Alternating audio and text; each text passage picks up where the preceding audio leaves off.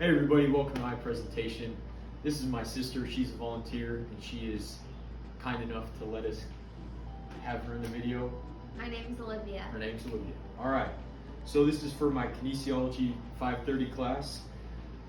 This is Tony's training techniques, and we're going to help my patient Frida improve from her osteoarthritis in her knee.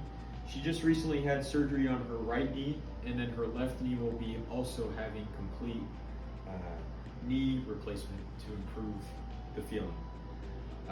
This is going to be done with lots of safety monitoring, and I won't let her do anything that will hurt her or potentially hurt Frida. This is not Frida, but this is what she should do if she wants help. All right, the first exercise is going to be the straight leg raise. So Olivia, I'll have you lay on the ground with your arms at your side, in parallel position. So you just put your arms down there, perfect. So I'm going to have her non-injured leg lift up. So I'll have your right leg come into a 90-degree angle.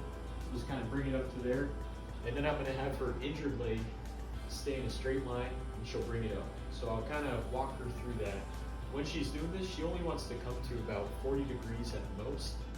And she wants to make sure that her quad is contracted along with her calf maintaining proper balance. This is going to be good for keeping this knee from having joint mobility issues along with bone-on-bone grinding. This will be done in 3 sets of 10. All right, so the second exercise, this is going to be a bilateral movement working both legs. For aquatic exercises, it's really beneficial for any patients that have osteoarthritis because it takes away the bone-on-bone contact and then the gravity that is felt between those joints. So I know we aren't in water right now, but if you can imagine with me, Olivia will be wearing some type of flotation device around her torso and waist, and this will help keep her buoyant, and then she can pretend like she's jogging in water. Go for it. So this is going to be done very carefully, and I want to make sure to monitor any pain that happens in the injured leg and just help rehab, because it's not a bad leg. It'll be a leg that will get better. All right, the third exercise is going to be the single leg squat. This is going to be done for the leg, her right leg that is non-injured, that has had that complete knee replacement. So what she'll do is she'll go on one leg, and she's going to put that injured leg out because I know there isn't going to be any flexion allowed in that knee. And she's just going to go down until that heel touches the ground in front of her, and then she'll go back up.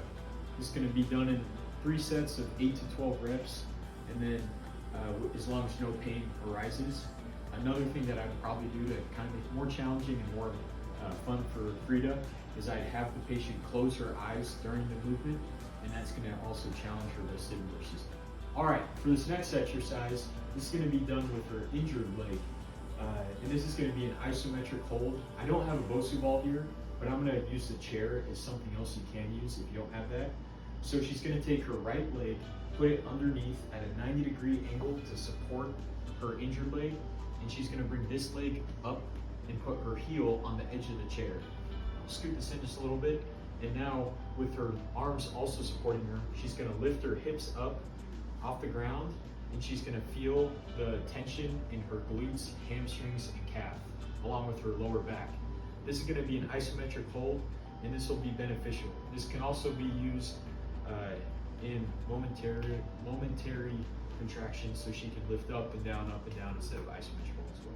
This next one is going to be the Palloff press. This is a pretty familiar exercise. I don't have a resistance band here, but the way that this will be done is I'll have Frida go on her injured leg, and she's going to contract that leg and lift her non-injured leg up into a 90-degree position. This is going to be done with her also holding the resistance band and holding up here. So you can demonstrate that. We'd have a band connected to a pole and onto her hands to create some tension. She's going to keep her left leg on the ground, contracting her glutes, hamstring, and calf, while lifting her right leg off the ground to help improve balance along with strength as well. All right, this next movement is going to be on her right leg, her non-injured leg. This is going to be kind of a modified single leg RDL with this twist at the end to help engage the obliques as well. I'll have Frida come up to there while making sure that she doesn't have any pain in that left leg and making sure that her back is straight. She's going to reach down with both hands.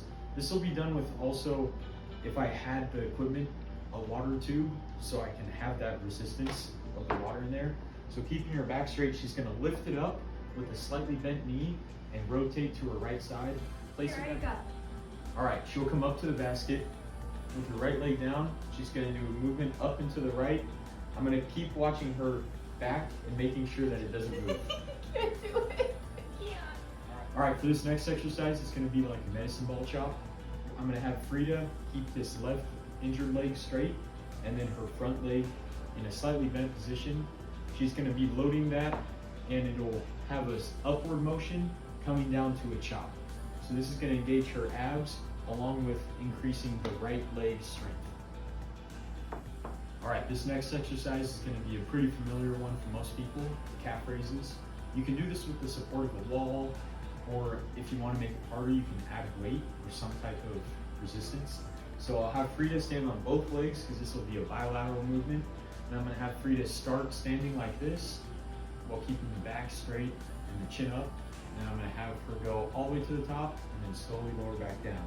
This is gonna improve calf strength along with balance on the forefoot and without increasing the range of motion in that left foot. The second to last exercise, this will be a sled push and sled pull.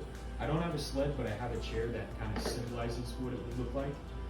For this one, it'll be tough because Frida doesn't really have the mobility in that left leg to bend and be in this lunge position, but this can be something that she can work towards as the pain improves and as she goes through surgery. So this for the push will be just a very slight push, almost like she's in a walker, and she can kind of stagger and bring that left leg trail behind. And then the pull will be the same thing, but just backwards.